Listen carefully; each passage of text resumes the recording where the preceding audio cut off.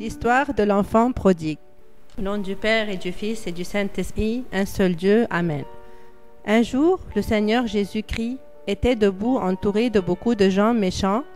Alors, les gens qu'on appelle pharisiens, ceux qui n'aimaient pas le Seigneur Jésus, sont venus et ils se sont dit, « Le Seigneur Jésus reste avec des gens méchants. S'il était bon, il ne fréquenterait pas des gens aussi mauvais. » Alors le Seigneur Jésus, gloire à lui, dit, « Je voudrais vous raconter une histoire. Il y avait un père très bon, et il avait 2 fils, un fils aîné et un autre plus jeune.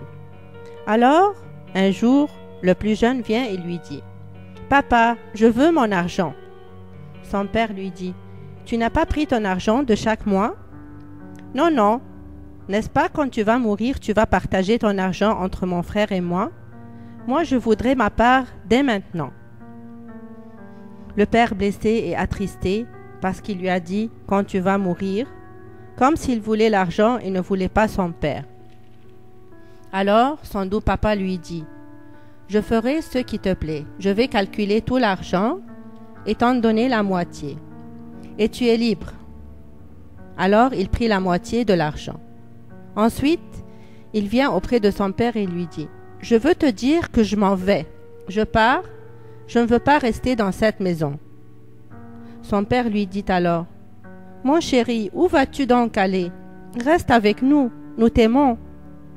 J'ai pris l'argent et je vais le dépenser à ma guise. » Son papa lui répond « Mon chéri, ne t'en va pas, reste avec moi. » Et son fils lui dit « C'est décidé, c'est fini. » Triste, le père se tait. Et le fils le plus jeune part vers un pays éloigné. Là-bas, il trouve des gens méchants. Sachant qu'il a beaucoup d'argent, ils font semblant d'être ses amis pour ne cesser de lui soutirer son argent. Il dépense alors son argent dans de mauvaises choses et il se conduit mal, sans penser que l'argent va finir un de ces jours.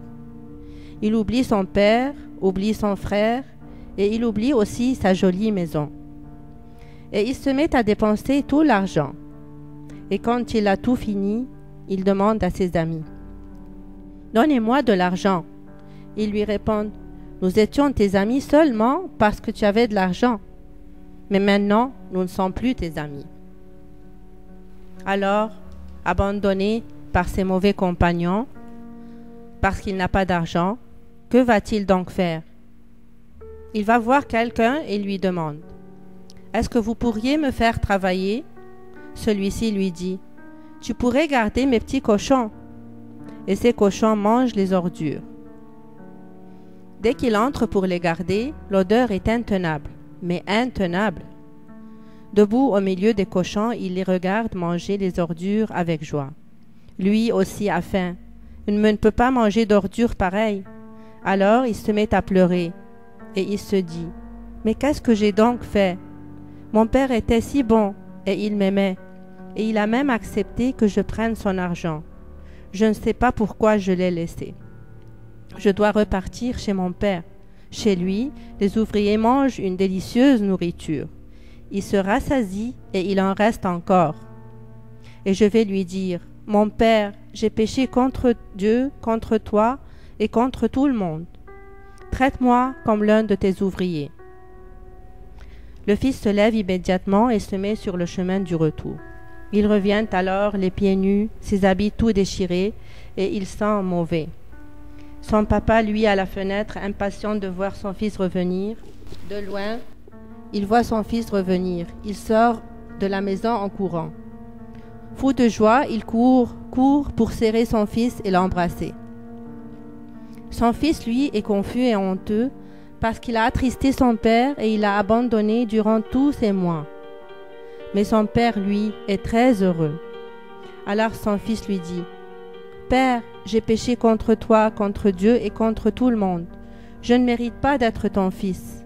S'il te plaît, traite-moi comme l'un de tes ouvriers. » Et avant même de continuer ses paroles, son père l'embrasse très fort et lui dit, « Comme je suis heureux de te retrouver.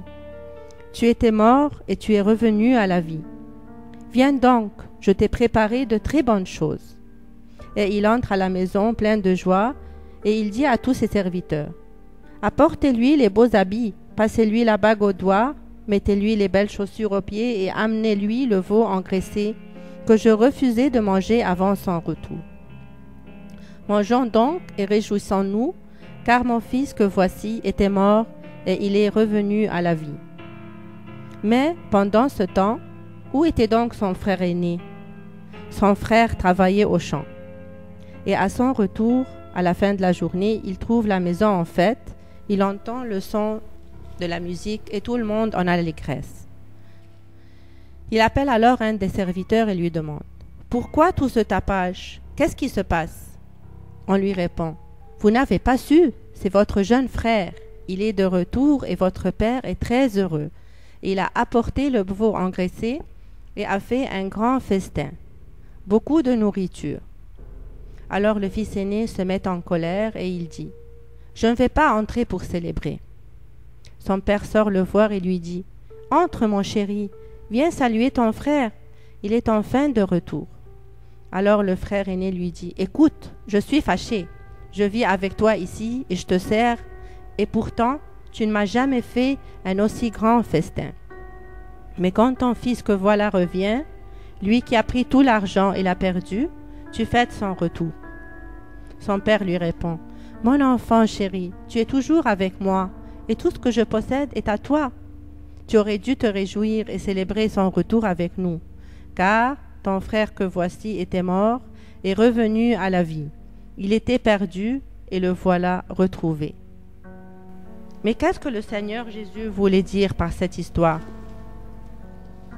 Il a voulu d'abord nous apprendre que grande est sa joie au retour de chacun de nous, malgré les mauvaises choses que nous avons faites. Il est très heureux de nous retrouver. Et tous les anges, les serviteurs de Dieu, se réjouissent aussi de notre retour. Il en peut donc communier et remettre nos beaux habits et toutes choses redeviennent belles. Et il nous apprend aussi, attention d'avoir un cœur dur et sévère, quand on voit une personne revenir à Dieu et l'on dit, « Comment est-ce que Dieu l'accepte? C'est une mauvaise personne. » Il l'accepte parce que Dieu aime les pécheurs, ces mauvaises personnes. C'est vrai qu'il n'aime pas le péché, les mauvais actes, mais il aime les pécheurs. Et celui qui revient à Dieu est heureux à son tour du retour de tous les autres à Dieu, et il entre célébrer et fêter avec eux. Rappelons-nous les belles paroles que le Seigneur Jésus a dites. « Mon fils que voilà était mort et est revenu à la vie. Il était perdu et le voilà retrouvé. »